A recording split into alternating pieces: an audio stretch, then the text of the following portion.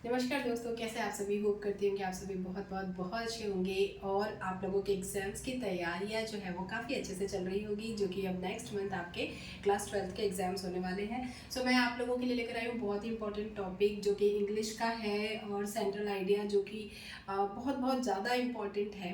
आप सभी को पता है कि सेंट्रल आइडिया आपका एक तो फाइनली मतलब आना ही आना है, एक या दो ऑप्शन में रहेंगे जिसमें से कोई एक आपको लिखना रहेगा। तो चलिए, एक ऑलरेडी मैंने मतलब पहले ही बता दिया है, तो ये दूसरा है central idea a think of beauty, जो कि बहुत ही इम्पॉर्टेंट एक मतलब सेंट्रल आइडिया है, जो एग्जाम्स के पर्पज से बहुत ज़्यादा इम्पॉर्टेंट हो जाता है। तो चलिए, अब मैं एक ईजी लैंग्वेज में आपको समझा देती हूँ, क्योंकि हिंदी मीडियम के जो स्टूडेंट्स होते हैं उनके लिए ये याद करना बहुत एक बड़ी बात हो जाती है, और इसमें कुछ ना कुछ मिस्टेक्स हो जाते हैं जिसकी वजह से आपके नंबर कट जाते हैं। तो मेक श्योर कि नंबर ना कटे, तो उसके लिए चलिए स्टार्ट करते हैं। और इसमें कुछ ऐसी चीज़ें भी है जो मैं आपको बताऊंगी कि इसको स्किप कर सकते हो और किसको स्किप नहीं कर सकते। तो क्या लिखना इंपॉर्टेंट है, किस तरीके से आप नंबर गेन कर सकते हैं, पूरे नंबर। तो चलिए शुरू करते हैं। सबसे पहले central idea think of beauty.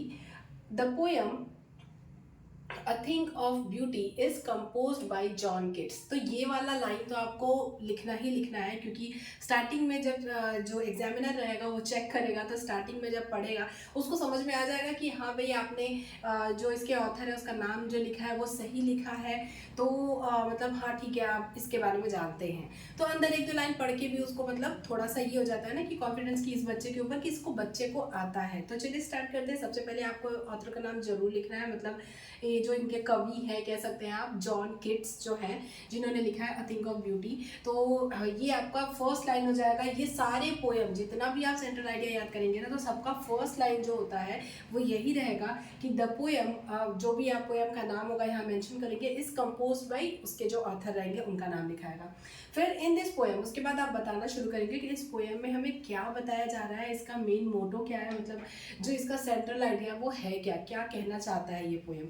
तो ये पोएम पहले तो थिंक ऑफ ब्यूटी, तो इसी से कुछ हद तक एक हमारे माइंड में क्लियर होता है कि ब्यूटी के बारे में, मतलब सुंदरता के बारे में इसके मतलब इस चैप्टर में समझाया गया है। तो एक दिमाग में आता है जब आप सोचते हैं कि अरे यार, जब अगर मान लीजिए आपने नहीं पढ़ा हो तो इसके बारे में क्या लिखेंगे, तो भी आपको अगर मान लीजिए इस ऑथर का नाम नहीं याद है, ओके फाइन, ठीक है, ऑथर का नाम आपको नहीं याद है, बट आपको इसके बारे में कुछ तो लिखना है ना। क्वेश्चन आप एकदम ब्लैंक छोड़ के तो नहीं आ सकते, तो कम से कम कुछ नंबर तो आप ले लीजिए।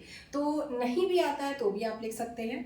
तो I think of beauty in this poem the poet tells us, poet क्या कहता है, टेल्स अस, हमसे कहता है दैट द ब्यूटीफुल थिंग्स, कि जो ब्यूटीफुल थिंग्स, ब्यूटीफुल जो चीज़ें होती हैं, सुंदर चीज़ें, things are the source of great joy and happiness. क्या होती हैं, सोर्स होती हैं, एक स्रोत होती हैं किस चीज़ का, ग्रेट जॉय एंड हैप्पीनेस, अपार खुशियों का। मतलब ऐसा कहते हैं ना, जैसे हम कोई बहुत उदास होता है, या जैसे कोई मतलब क्या, जब डॉक्टर के पास किसी को लेके जाते हैं, कोई ऐसा बंदा जो बहुत ज़्यादा उदास हो और मतलब हंस नहीं रहा हो, बोल नहीं रहा हो, बहुत ज़्यादा डिप्रेशन में चला गया हो, तो डॉक्टर्स एडवाइस करते हैं कि आप इन्हें किसी हिल स्टेशन पे लेकर जाइए, किसी मतलब अच्छी जगह लेके जाइए। तो उससे क्या होगा, डॉक्टर के ये मतलब ऐसी जगह भेजने का मीनिंग क्या होता है कि जो अच्छी चीज़ें होती है ना, जो सुंदर चीज़ें होती है, जिनको देख के मतलब एक अंदर से खुशी महसूस होती है।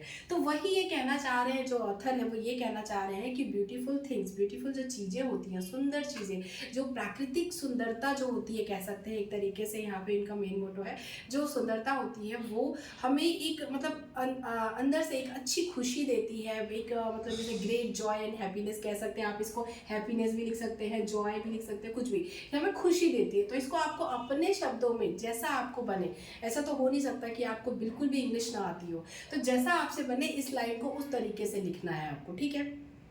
किस लाइन को, कि beautiful things are the source of great joy and happiness. Then फिर therefore beautiful things are worth treasuring. तो therefore beautiful things are worth treasuring का मतलब क्या है, जो हम प्रिजर्व करके रखते हैं आज की डेट में। जैसे मतलब जानवरों को भी रखा जाता है, अलग अलग जो विलुप्त हो जा रही है, तो सुंदरता, जो प्राकृतिक सुंदरता है वो भी कहीं ना कहीं विलुप्त होती जा रही है। मतलब हमारा जो देश है वो मॉडर्न होता जा रहा है, आधुनिकता के चक्कर में जो हम जो नेचुरल थिंग्स है उनको डिस्ट्रॉय करते जा रहे हैं। तो इनको प्रिजर्व करके रखना क्या आखिर ये वर्थ है? तो बिल्कुल वर्थ है, क्योंकि वो ही हमें अंदर से खुशी देते हैं। एक आंतरिक खुशी जो होती है उसकी वजह से हम हैं। अगर नेचुरल चीज़ें जो नहीं है, जो प्राकृतिक चीज़ें हैं, वो नष्ट होती जाएंगी तो धीरे धीरे मनुष्य का जीवन भी धीरे धीरे एक तरीके से विनाश की ओर अग्रसर होगा।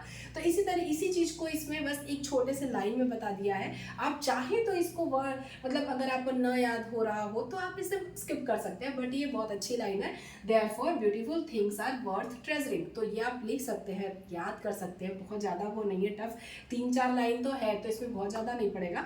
With the passing of time, जैसे जैसे टाइम पास हो रहा है, with the passing of time pass होता जाता है, तो स्वीट रिकलेक्शंस ऑफ ब्यूटी, जो मतलब हमारे कलेक्शन होते हैं, जो जैसे हम ब्यूटी जैसे प्राकृतिक चीज़ें हैं, तो दिन पे दिन अगर उनकी अच्छे से देखभाल की जाए तो वो बढ़ती हैं और अच्छी होती हैं। तो recollection of beauty become more joyful, वो और खुशी हमें देंगी। हम गार्डनिंग ही करते हैं तो धीरे धीरे एक पौधे से स्टार्ट करते हैं, फिर धीरे धीरे वो बढ़ता है, बाद में हम देखते हैं तो हमें एक खुशी होती है कि वाह कितना अच्छा दिख रहा है, या फिर आंखों को सुकून मिलता है, दिल को सुकून मिलता है, ऐसा भी कह सकते हैं आप। ब्यूटीफुल थिंग्स अराउंड अस, हमारे आसपास की जो ब्यूटीफुल थिंग्स है, provide energy and happiness. Energy, एक अलग ही टाइप की एनर्जी मिलती है। आप ये कह लीजिए कि गर्मियों के दिन में जब आप बाहर निकलते हैं और एकदम चिलचिलाती धूप होती है, हमें कैसा फील होता है? मतलब अच्छा फील नहीं होता है। और वही आप कह सकते हैं कि जैसे मतलब एक अच्छा मौसम हो, सुहाना मौसम हो, जो कि सभी ये फील करते हैं कि जब बाहर घूमने जाते हैं हम तो एक बहुत अच्छी से खुशी महसूस होती है। वही पूरे पोएम का जो सेंट्रल आइडिया है, आप कह रहे हैं, उसका मीनिंग ही यही है कि अ थिंक ऑफ ब्यूटी। यहाँ पे नेचुरल ब्यूटी की बात की गई है, नेचर्स की बात की गई है कि अगर वेदर अच्छा हो, नेचर हमारे आसपास का जो वातावरण है वो ब्यूटीफुल हो, अच्छा हो, तो उससे क्या होगा कि हमारे अंदर से हमें खुशी महसूस होगी। तो टोटल आपको सेंट्रल आइडिया में यही चीज़ें लिखनी है। अब आप इसमें अपने अकॉर्डिंग आपको जैसा बने, हिंदी को इंग्लिश में ट्रांसलेट करते बने अपने मन से, तो वो तो 3-4 लाइन आप लिख के कुछ नंबर तो पा ही सकते हैं अगर आपने नहीं याद किया हो। बट मुझे ऐसा लगता है कि आपको याद कर लेना चाहिए कि भैया मतलब बिल्कुल ये सारी चीज़ें ऐसी होती है कि इनमें नंबर बिल्कुल नहीं कटते हैं। अगर आप अच्छे से लिख लिया, आपको 2 चीज़ें में याद रखनी है कि सिर्फ पोएट का नाम सही लिखना है और उसके बाद इसके बारे में 2-4 लाइन लिख देनी है, बस हो गया सेंट्रल आइडिया में। और कुछ आपको लिखना भी नहीं है, बस आपको जो लेसन का जो मतलब जो नाम है ना, उसका मीनिंग आपको समझने की ज़रूरत है कि आखिर वो बोल क्या रहा है। तो इसी के साथ अगर वीडियो पसंद आई होगी, अगर आप लोगों के लिए हेल्पफुल होगी, तो वीडियो को लाइक कीजिएगा, शेयर कीजिएगा। चैनल पर नए हैं सो प्लीज़ चैनल को सब्सक्राइब जरूर कर लीजिएगा। Thank you, thanks for watching, bye bye.